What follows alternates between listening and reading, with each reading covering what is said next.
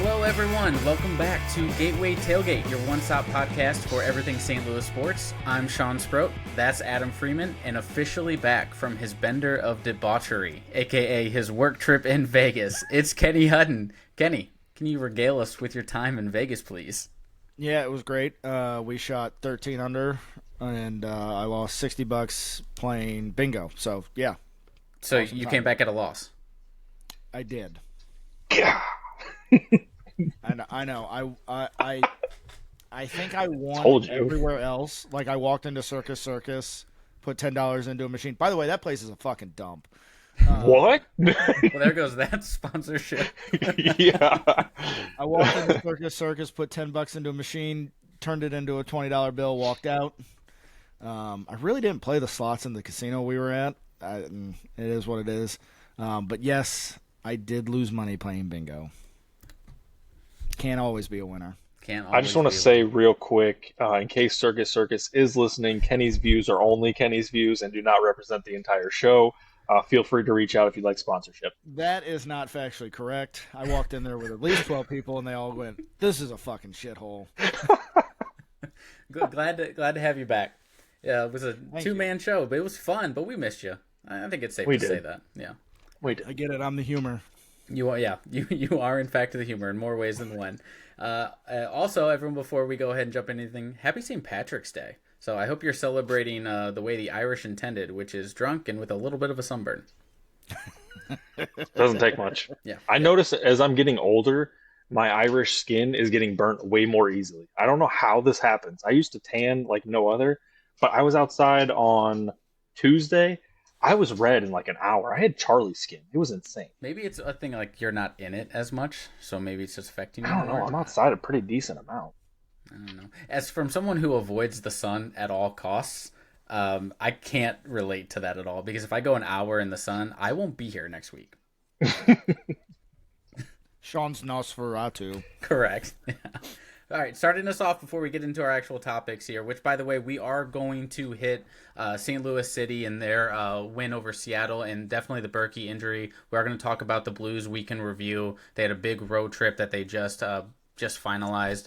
And then, of course, we're going to talk about Mizzou in the tournament. But to start us off, this week in St. Louis sports history, I've got a couple for you guys. March 16th, 1953, American League owners reject St. Louis Browns owner Bill Veek's request to move the team to Baltimore.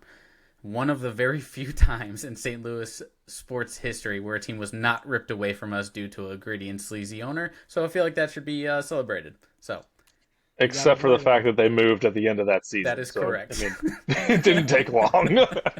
The next one I have, March 19th, 1991. St. Louis Blues forward Brett Hull becomes just the third NHL player to score 80 goals in a season. Technically, it's been done 4 times, but another former Blue, you may have heard of him. His name is Wayne Gretzky, a.k.a. the Great One. He did it twice in the early 80s. Mario I like that you called him a former Blue. He was a Blue. He was technically yes. a former Blue, and that is the best kind of correct, is the technical kind. So, he's a former New York Ranger too. Mario Lemieux is the only other player to score 80, but do you guys happen to know who sits in 5th, just outside the 80 goal mark? Logic would say Rocket Richard is up there. So is Bobby Hall. Man, I don't think Ovechkin's been close to that yet. No. And McDavid hasn't. Nope. I'm gonna say Bobby. Okay, Adam, any guesses? I want to say Jaromir Jagr. Okay, so it's a little bit of a trick question because there's a few ways you can answer it. Technically, Kenny, you're correct. Bobby Hull did score 77 in the 1974-75 season, but he did not do it in the NHL. He did it in the WHL. Cheater. Right. So if you actually just look at NHL, there's actually 3 players tied at 76. Phil Esposito in 70-71 did it with the Bruins. Alexander McGinley, 92-93, did it with the Sabres, which is kind of crazy. And No, he was lights out in like NHL 95, so that totally makes sense. Yeah, so that was 92-93 season. And then Teemu Selanne with the Ducks, also in the 92-93 season, which, by the way, was Teemu Selanne's rookie year. That's crazy. They had 2 76 goal scorers in one season. The NHL. Hold on, are you sure Solani wasn't with the Jets? I think it might have been the Ducks. I don't think We'll the look it Ducks up. were a team until We'll 1990. I'm on double it. check it. You might be right, but it doesn't change the fact that Timu Solani did that in his rookie year, which is It also wild. doesn't change the fact that I was correct. Yes, that is true. Well, Adam, while you are looking that up, our first topic of today is Mizzou in their SEC run, which ended, depending on how you look at it, prematurely or right on time. It kind of depends. Adam, do you have an answer really quick before we move on? He started with the Jets in Okay. 92, 93. There you go. with Not the the Jets. Ducks. So So it was his rookie year, wrong team. yeah. So He put up 132 points and was only +8. insane Continue. stats. Crazy. All right, Mizzou. So who wants to start us off? Adam, you want to start? Yep, so Mizzou this week was in the SEC tournament. They had the bye in the first round and played Mississippi State in the second round. That game they won 85-73. Pretty good all-around game for Mizzou in that one. And then Friday they got their asses handed to them by Florida. But looking at the next two games that Florida played, Florida handed their ass to everybody. So Mizzou finished in the, I guess, technically quarterfinals, and now they move on to the NCAA tournament. I will say this. It always does feel better when you lose to the champion. Yeah, for sure. Florida has gotten hot at the right time, getting a little out in front of my skis. I think they're probably a Final Four team. But here's what I'll say about Mizzou. You had to beat Mississippi State, and they did what they needed to do. They needed to get back on the right track. And unfortunately, because of it, you lost Mark Mitchell against Florida. I do think he would have helped against Florida.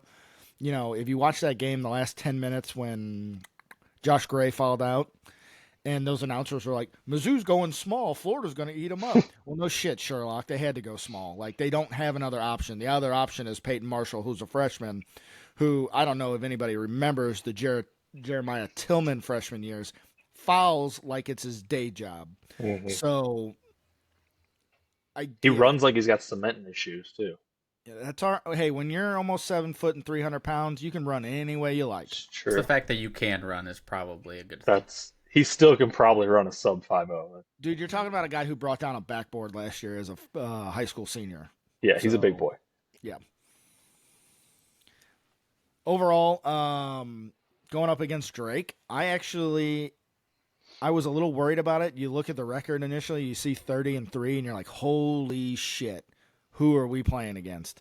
And then you look into it a little bit more. In Ken Palm, they're 58. They do not have a player over 6'8". They have not beaten a ranked team all year. I'm not really afraid of this matchup. They have not played anybody higher in Ken Palm than 60th, excuse me.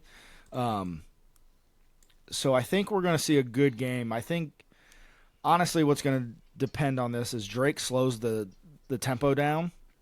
Mizzou needs to keep their offense at a fast pace. They need to steal the ball, and they need to get back to the line. And I think a big thing with that will be Mark Mitchell playing, and apparently Dennis Gates says he's 100% good to go. That was going to be my question, actually. So he is projected to be healthy for the first round? Yeah. They held him out, and, you know, sometimes it's almost like when Georgia played Alabama.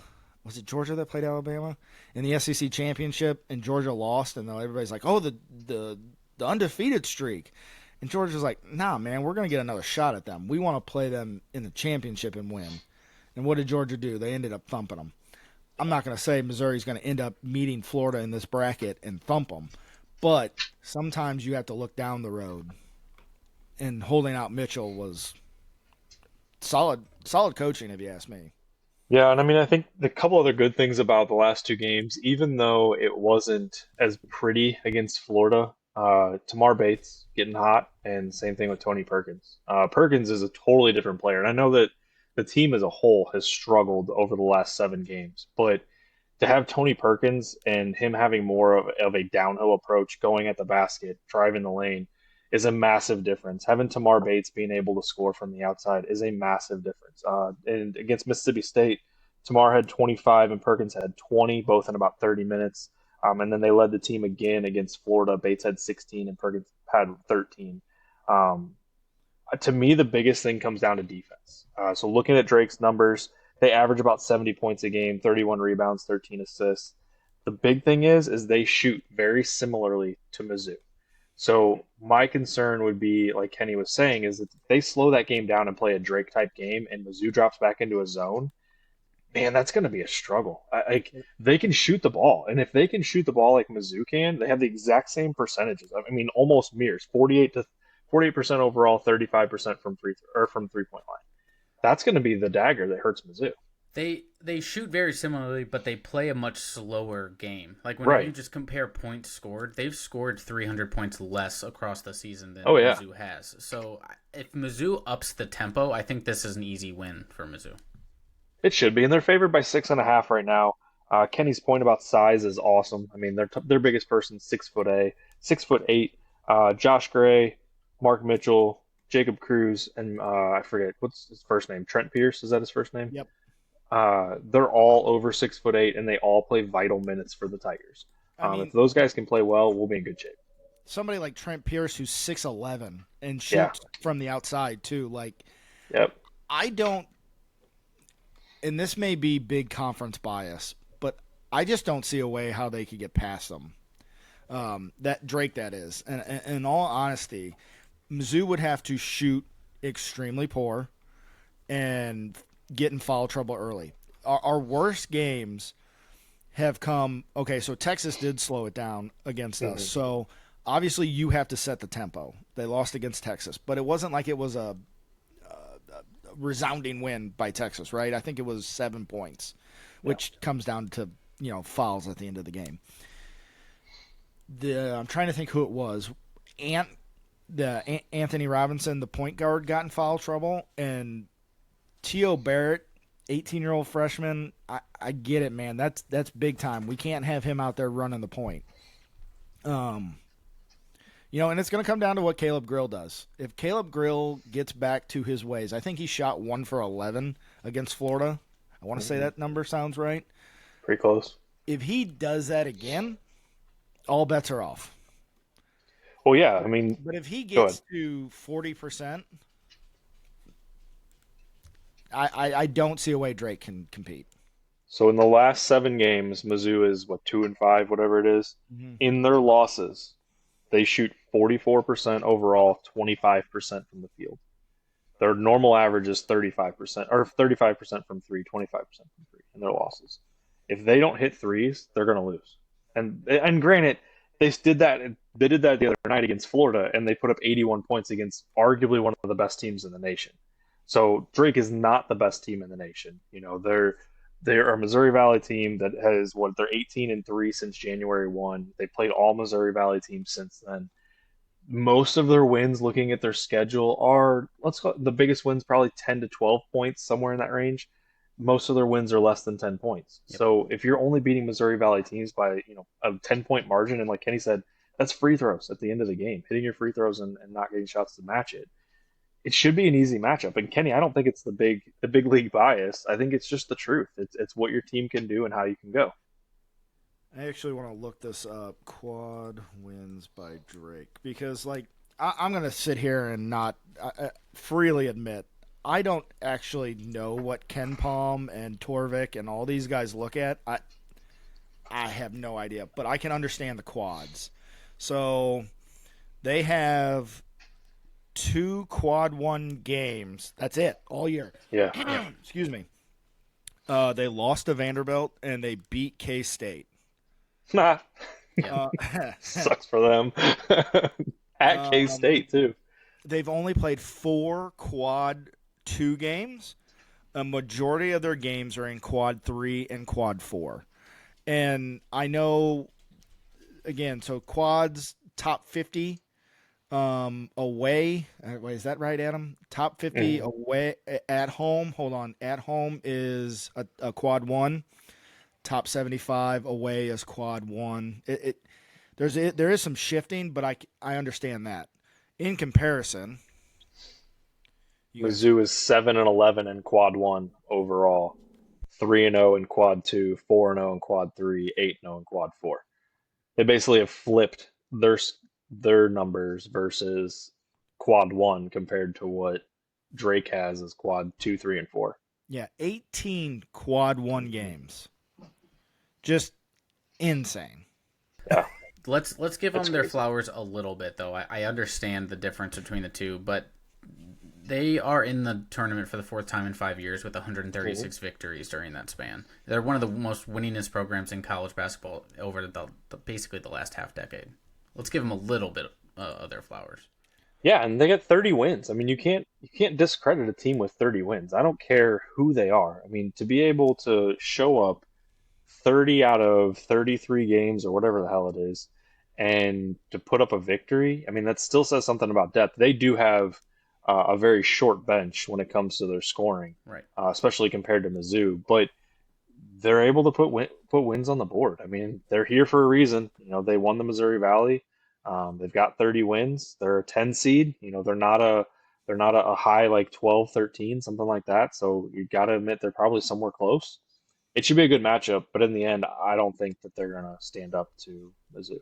And just looking at their numbers real quick, I forgot that Mizzou played Lindenwood Yeah. and they won 81-61. Yeah. Kudos to Lindenwood on that one. Another St. Louis sports shout out. I'll take it.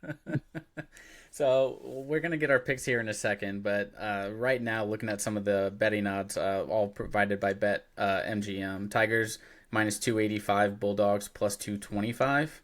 Sound about right to you guys with a 6.5 point spread?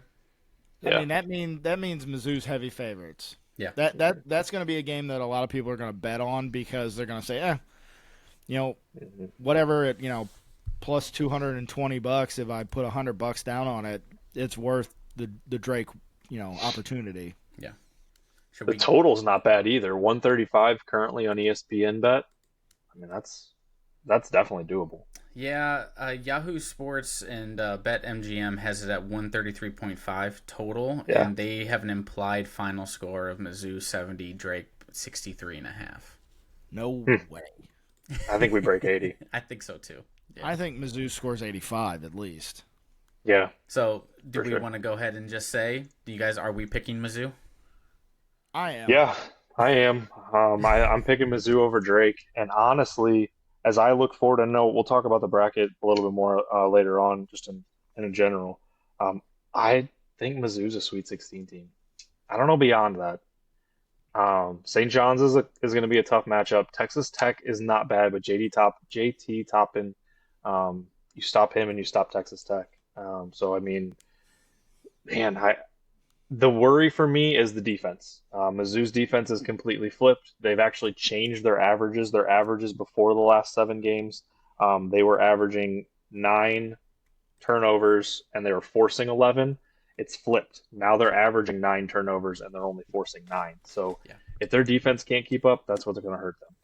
I only wrote down one note for this game in all actuality, and it's literally just, this is the year of L's for Drake, and I think that continues. Mustard! I got nothing. I mean, Go to the next topic. Within 2 minutes, Twitter already had superimposed a Mizzou jersey on Drake, on Kendrick Lamar, and it said, "Say Drake." I'm like, yeah, Beautiful. buddy. Beautiful. All right, let's go to the next topic. So, St. Louis City, they played against Seattle Sounders last night, Saturday night, and won 1-0. That is the 4th clean sheet in a row, tying the Red Bulls from 2007 and the Vancouver Whitecaps from 2012. Pretty impressive, especially considering not having Burki. We'll talk about that here in a minute. But overall, I was very impressed with them playing against Seattle last night. Yeah, I was too. A couple things that really worry me that they keep getting hemmed in. They're giving up a lot of possession, and I know like the whole thing in soccer nowadays is to rag on possession like it doesn't matter. I'm not one of those people. I still feel like it does, and the team feels that way too because they're trying to prioritize it. They've talked about it. Olaf Milberg has talked about it on multiple occasions in different press conferences.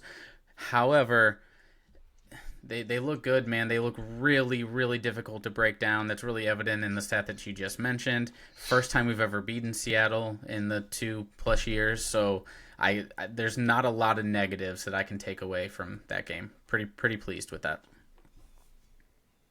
Yeah, I got to watch the majority of the game this week, and I was very impressed with what I watched. I did miss the goal. My children were being little assholes at the moment, and had to go upstairs and lay down some law, and I come back, and I'm like, God dang it, it's 1-0. God, man. I was literally in the middle of typing the tweet. Great spot for Leuven to score. I was going to hit post, and as soon as he kicked it, I'm like, oh, that's going in. Delete. It was pretty beautiful, too. And I saw some Seattle fans online complaining that the only reason why he had the free kick was because the field conditions were poor, because Jackson Reagan slipped and landed on the ball. And he didn't really land on it. He fell next to it and then scooped it up with his left hand, which... incredibly stupid. Why would you do that? But no, maybe just Seattle Sounders, maybe, I don't know, get off of turf from the Pacific Northwest every now and then, learn to actually literally touch grass, and then we won't have this problem next time. I do think one of the interesting things about our defense, so Seattle had 14 off-target shots last night. They only had one shot on goal. That was it. They had 14 off-target, and I forgot what number they said was blocked. And they had 7 corners off of those shots too. So that definitely means you're getting at least 7 shots that were blocked. Our defense has been massive, and that leads into the next thing. So Burki's out with a fractured hand. They didn't really give a timetable. You gotta imagine if it's not surgery, we're looking at anywhere from 4 to 6 weeks. Puts us to mid to end of April, somewhere in that range. Kenny's questioning it, but you have to catch a ball with your hand. Like it's not. It's not easy. The only reason I gave that head cock is because in the intro, Twillman said he's not going to be out long. I don't think he will either. Yeah, yeah. And my point to that is Twillman clearly is on the inside of the club, and he knows things. So, like, him saying that, almost confirms to me that, like, he might be gone a month, maybe, but I don't know. That's the only reason I did that is because I caught that, and I was like, ooh, that's interesting. Everybody's freaking out, and Twillman's like, no, don't worry about it. He's not going to be gone that long. So if we go to the end of April, that's 6 weeks. They have Philadelphia, Austin, Kansas City, Columbus, Vancouver, and LAFC. That finishes out the month of April. How much does not having Burki affect that? Well, you got to figure the Union has just, like, self-imploded. Yeah, they shit the bed last night or today. Yeah, but they're still very good. I get that. And there's probably going to be, like, some obvious tension with Carnell and Indiana Vasilov. I'm not scared of Sporting. They look awful. The fact that they got a point from their game over the weekend is astounding. They were down 3-0 to Minnesota and somehow came back and tied that game 3-3. Yeah. We're not that's all the Kansas City talk you're going to get on this podcast. I'm sorry, but anyway, no, I'm not scared of them either. Who are the other teams? I mean, LAFC, I don't know what they've been. Again, LAFC's been pretty meandering. They have not been very good. They're also dealing with multiple competitions. Either of the LA clubs have looked great. No, but LAFC's been dealing with a lot of competitions as well, and they have a question about who's playing at the 9 for them because Giroud just looks like he doesn't have it anymore. But you have Austin at home past the Philadelphia game. Then you go to Kansas the following week, Columbus at home, Vancouver at home, and then LAFC. So go to LAFC. You should. At least if I'm going to speak for the group, you should be scared of the Columbus game at home. You should be scared of the Vancouver game at home because they look very good even without Ryan Gauld. And Austin is a complete wild card. So the home games scare me more than the away games, which is very not expected. Whenever I looked at that list, Adam, that you just said, none of the away games really scare me. Which is what are we no, and I think. Oh, sorry. Go ahead, Adam. I was gonna say I think that's the difference between this year's squad and scheme versus the last 2 years. The first year isn't I won't say an anomaly because it carried on through the entire season. I mean, yeah, they didn't stay undefeated, but the first 5 games being undefeated, that was a great season, great run. the defensive scheme is completely different now.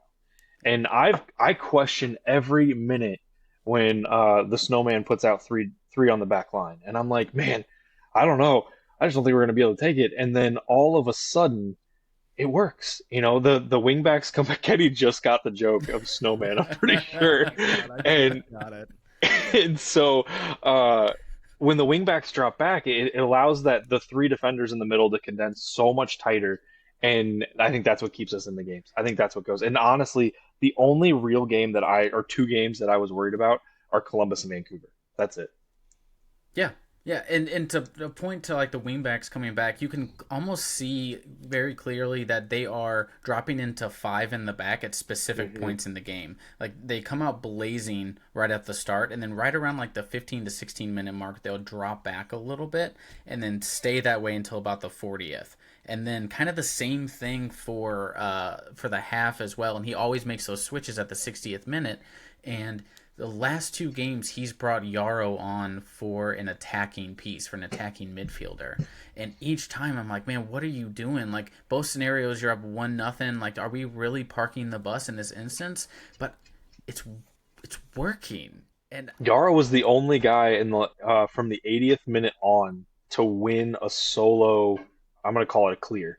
Ball goes into the middle, and Yarrow was the only City defender to actually clear it on one touch. And what I think that is that they were significantly targeting everybody else except Kessler, because Kessler dominated the first half. So I thought every single time they progressed the ball, they were avoiding Kessler at all costs.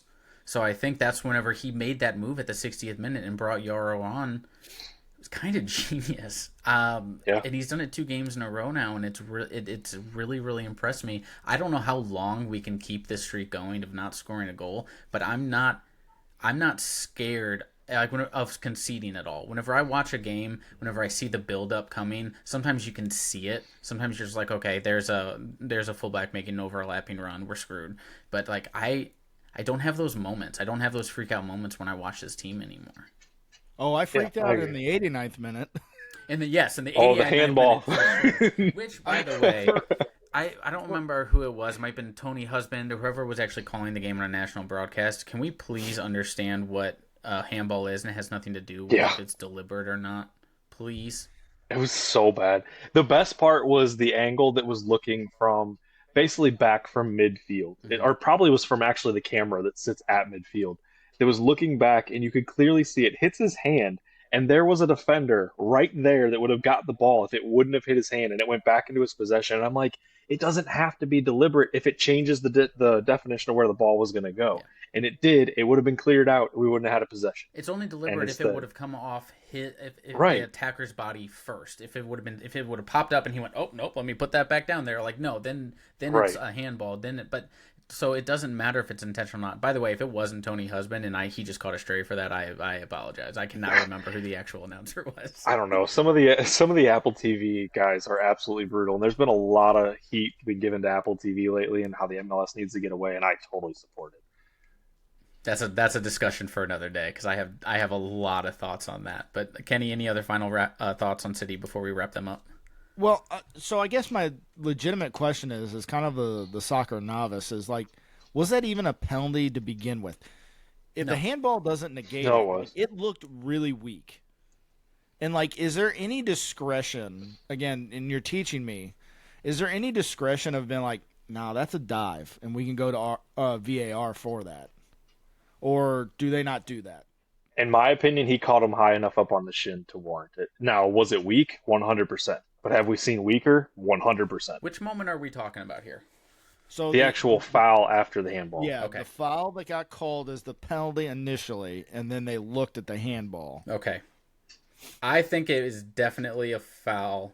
I think it was definitely a penalty kick. I'm not going to argue with that. I think the calling it when it's a clear handball, when 22 guys on the field and the 23rd who just happens to be the ref can't see it, it should never have been called in the first place. The handball should have negated it to begin with. It's kind of a waste of time to call it, stand around, go to VAR, wait for him to stand at the monitor to finally call it 10 minutes later. Now we've tacked on 9-10 minutes into stoppage time. So I guess I have another question then, and one thing that kind of confuses me is like, can those side judges not call that? Is it strictly the referee? I guess the part of my like sports understanding is understanding what the officials do too, being an umpire for so long. So like I like side judges can make foul calls. You'll see them all the time raise their flag. They can make those calls. They're primarily there for offsides.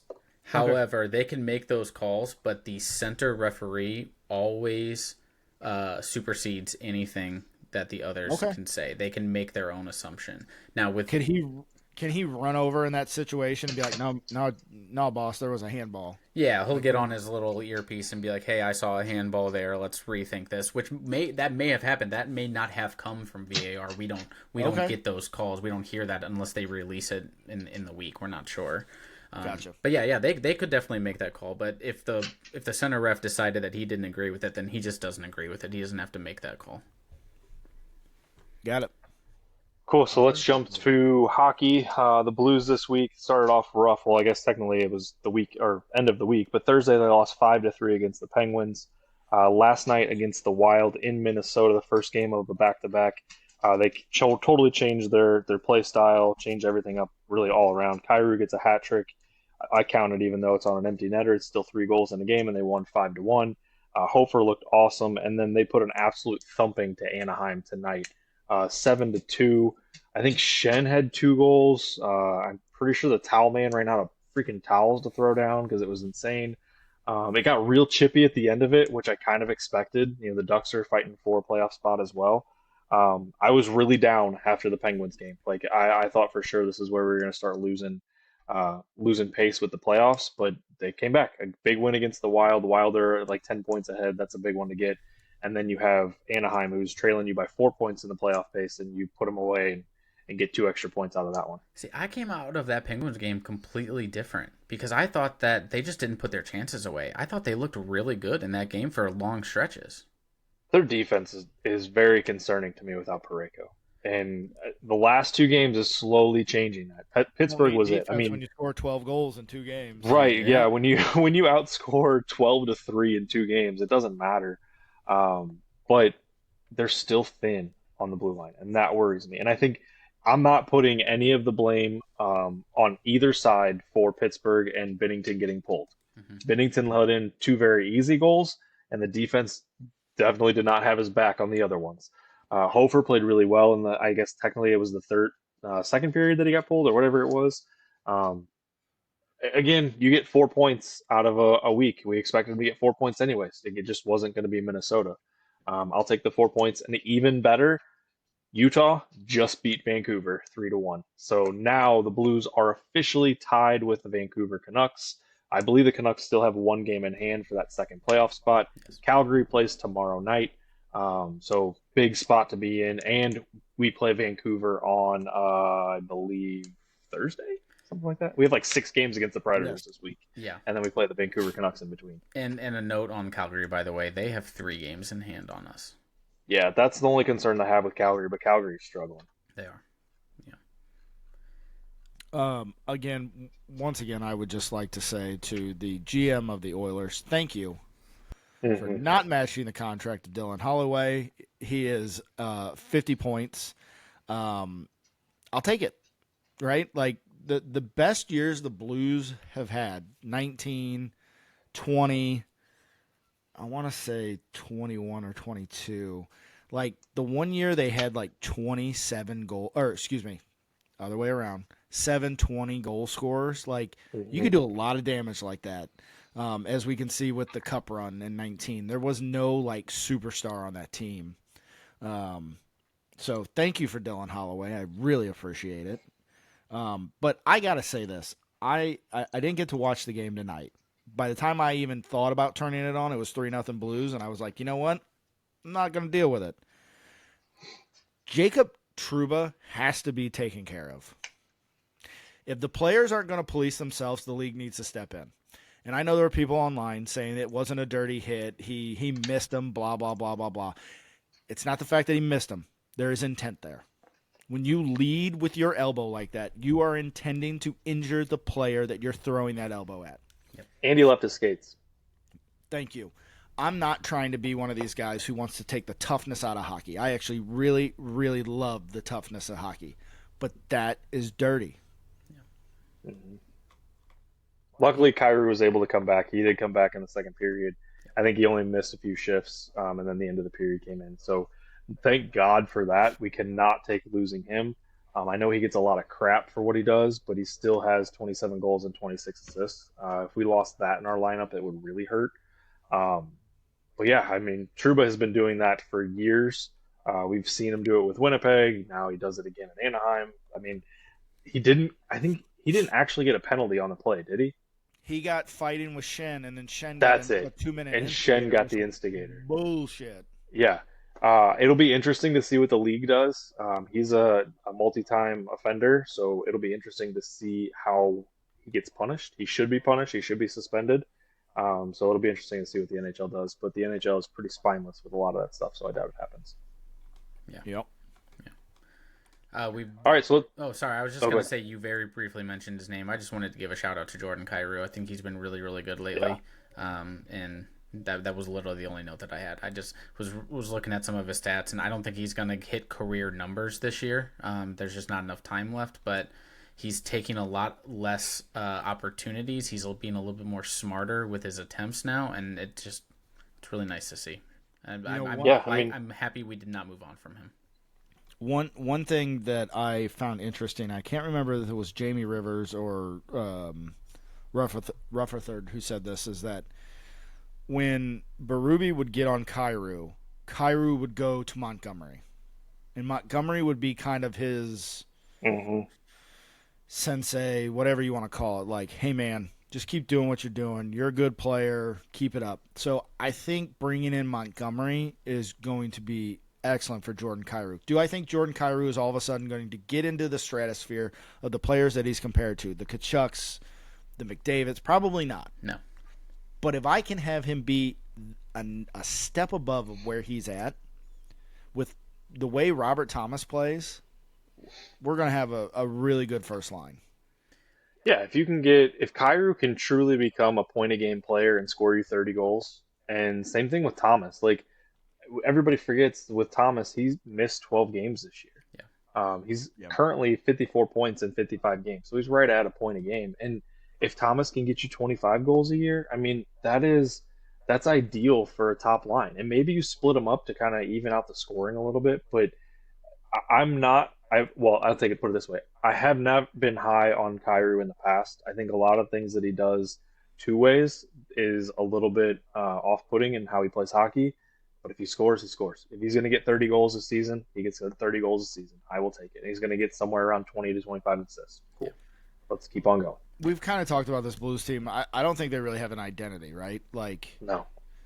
The 19 team, we knew what they were, right? If you go back to pre-lockout teams, they were fast and tried to score, right? Like, everybody remembers Dimitra doing it, right? Like, I think he's the last Blue that averaged nope, that's a lie, because Perron did it. But before Perron, I think Dimitra was the last point-a-game guy the Blues had. So they're kind of stuck, right? Do they want to be the Edmonton Oilers and do nothing but score, right? Or do they want to be the grinded-out kind of guys? So I don't know. I don't foresee it being a deep run in the playoffs if they make it, but to make it would a stepping stone. Let's just get in. Yeah. All right. So as we transition from playoffs to another version of playoffs, the greatest version of playoffs, March Madness. All it takes is you just got to get in. A couple teams have proven that over the past few years. Let's jump into the March Madness brackets. They've been released tonight. A couple interesting things. I don't want to go first on this one because I want to check off my list. Let's have you guys go first. Kenny, what was your initial thought when you saw the bracket come out? I'm going to have to talk to a doctor because I'm approaching 4 hours. The chances of Missouri and Kansas playing in what would be a Sweet 16 matchup have really got me going. Now, I don't think Kansas is getting out of the first round, but, a boy can dream. So Duke might sleepwalk to the Elite Eight. Yes. Because I think looking at that bracket, outside of Arizona, who I think Duke could manhandle, I mean, Bama is going to be the one that's going to have to give them a game, right? Yeah. Poor Georgia. They're going to get blown out by Gonzaga. That bottom half, that Midwest regional, I don't know what to make of it. I've got a lot of upsets happening in the Midwest side.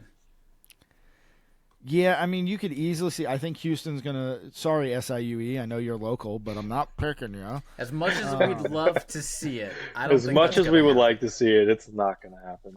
That's going to be ugly. 28.5 is the spread right now. Yeah, I think Clemson's kind of a dark horse on that side.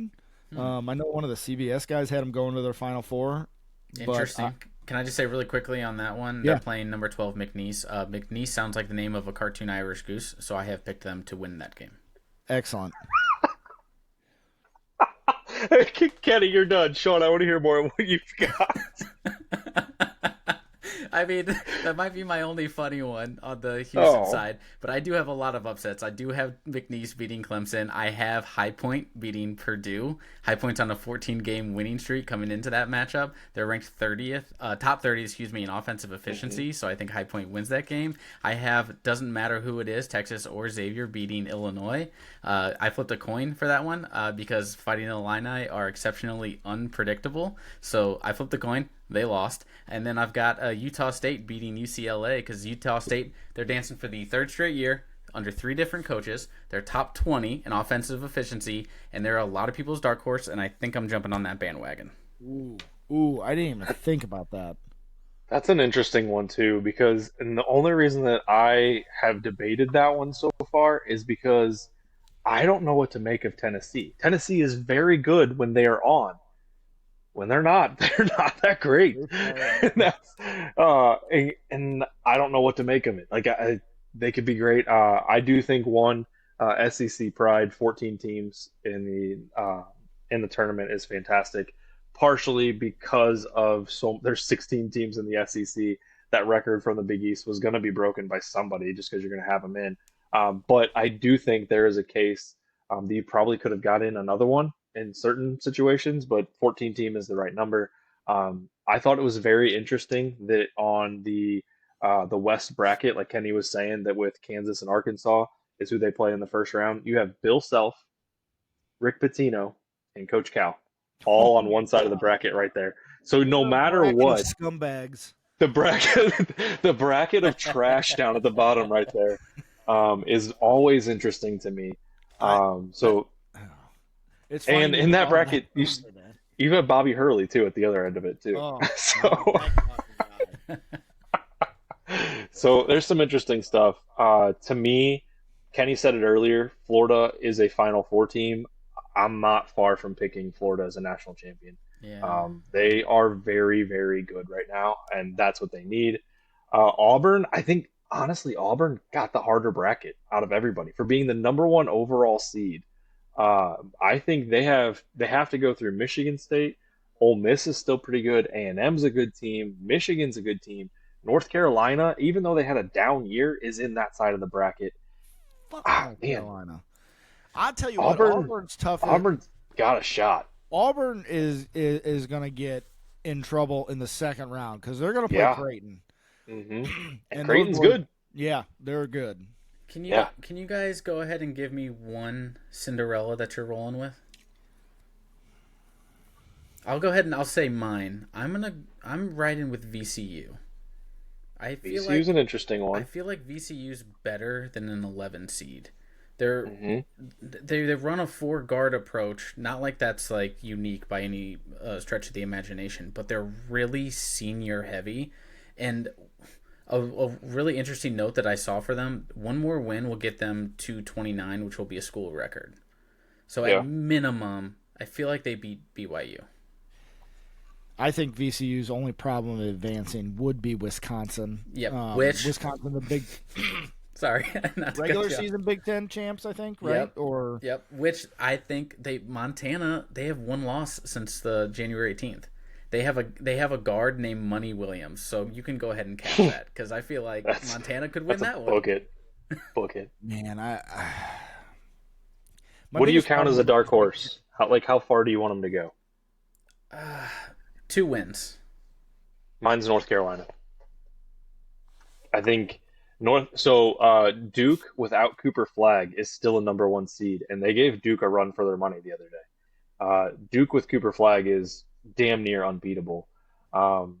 They have, other than Duke, they are 1, 2, 3, 4, 5, 6, 7, 8-2, 9-3 over their last 11. And their only losses are to 23 Clemson and to Duke 3 times, which they had Cooper Flag for 2 of those games. They're in 11 seed. They have the matchup. First one is against San Diego State. They're currently favored in that one, and then they would play Ole Miss. I think for them to, they're not a Cinderella. North Carolina, in my mind, is never a Cinderella. They could be 16, and they would never be a Cinderella to me. I hate North Carolina. I hate picking North Carolina, but I think North Carolina is a Sweet 16, and that would be 3 wins. Man, I mean, looking at the bracket that I have, it's probably Clemson. Well, no, they're not. Is Clemson the 5? Can I say one quick thing about North Carolina? They're going to match up Absolutely. against Ole Miss in the first round. Mm-hmm. Ole Miss is one of the lowest turnover teams in the country, which on average, they actually get about 4 more possessions per game than everyone else. I feel like of all the stats that matter in March, I feel like that might be it. North Carolina's got dudes. Yeah, it's extremely important. Joes versus Hoes. It's Ole Miss, so you can say that. Kenny's picking one, chalk. Man. You gotta pick one. Dude, Arkansas. Fuck. Man, that's not a bad one though. Dude, I hate. It's really not. You can't count out Coach Cal. They're heating up at the right point. Yeah. I mean, theoretically, if Brazil hits those 2 shots at the end of the game, they advance over Ole Miss. Yes. I'm glad he didn't. But man, I'm gonna go Arkansas. And I mean, St. John's is not that tough of a team. They're pretty good. I don't know. I don't think that they don't shoot any differently than Mizzou. They don't play defense any differently. They have a top 6 defense in the nation. They play in the Big East. Yeah. So about Arkansas, I know they play Kansas. Kansas is not what they used to be. They have won 20 games a year for 26 straight years. It's a D1 record. I still feel like they're regressed. I don't know if I'm all in on Arkansas on that matchup though. And that sucks to say. I can't give Kansas any credit. I know. I feel like that's why you picked it. And I don't think Kansas is that great this year. I think for them to be a 7, honestly, if that matchup was flipped, I wouldn't be mad. If Kansas was a 10 and Arkansas was a 7, I wouldn't hate it, and I wouldn't question it. I mean, but Now, we're talking about this is the first time since Bill Self has been at Kansas that they have not been ranked. Yes.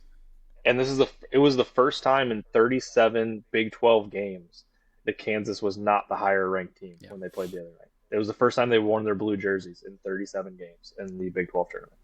Wow. Which is an insane number. Yeah. Also, did I hear correctly that Kentucky has won 32 of the 64 SEC championships? That blows my mind. That is so many SEC tournament championships. Well, you got to think about up until Missouri and A&M joined the conference, they didn't give 2 shits about basketball.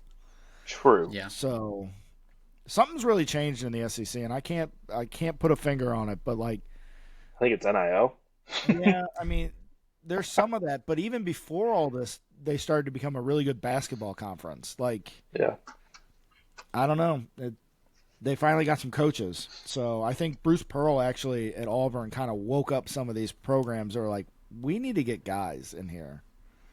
So All right, so we got a big week next week coming up too. Mizzou, as we talked about Thursday, they play Drake. If they win, they will play Texas Tech on Saturday. The Blues play the Predators twice next week, Tuesday and Sunday. At Nashville on Tuesday, they're back home against Vancouver on Thursday, home against Chicago on Saturday, and home against the Predators again on Sunday. Big opportunity. A lot of puck being played this week in St. Louis. And then, as we talked about at the very beginning, City plays at Philadelphia. Carnell's rematch against St. Louis City. That'll be very interesting. And Indy Vassilev. It'll be good to see those guys, but we want to see them lose. Kenny, list off those socials. YouTube. You can find us on YouTube at Gateway Tailgate Podcast. Thank you for giving me a fucking heads up on this. That's why I did it. Twitter at Gateway Tailgate. Yes. And I don't have the blue sky one in front of me. It is also Gateway Tailgate. We are efficient. Yes. We're going to get an Instagram set up. I'm going to get a TikTok set up. So give me, this week since, I was in Vegas. Sorry, boys. And we have that email that people can email the show in. Kenny, what's that email? You guys did the thing. You're nailing it. Gateway Tailgate Podcast at gmail.com. You got it. Perfect. Yeah. And next week we will nail this. Yes. And we also have a bracket challenge, which you can join. We'll put it on all the socials and we'll put it in the description of this episode on YouTube. Join the bracket challenge. The tournament at the time of recording starts. The playing games are tomorrow, and then the 20th, I believe, are the first round games, correct? Thursday. Yeah. Yes. First round is Thursday. Cool. Yeah. So join that. You get nothing for winning. You also get nothing for losing. So you might as well. All right. You have pride. I think we have 10 people in right now, so you have pride of beating 10 people. I would like to share with you the response. Okay, hold on. I sent the bracket challenge to my dad and brother. Okay. Oh, God. Something. Chris and I talking back and forth. Jimbo, thanks for the invite, but I hate basketball. Thanks, Jimbo. Number one fan. Appreciate it. All right, let's get out of here, guys. We'll see everyone Monday. Bye. Bye.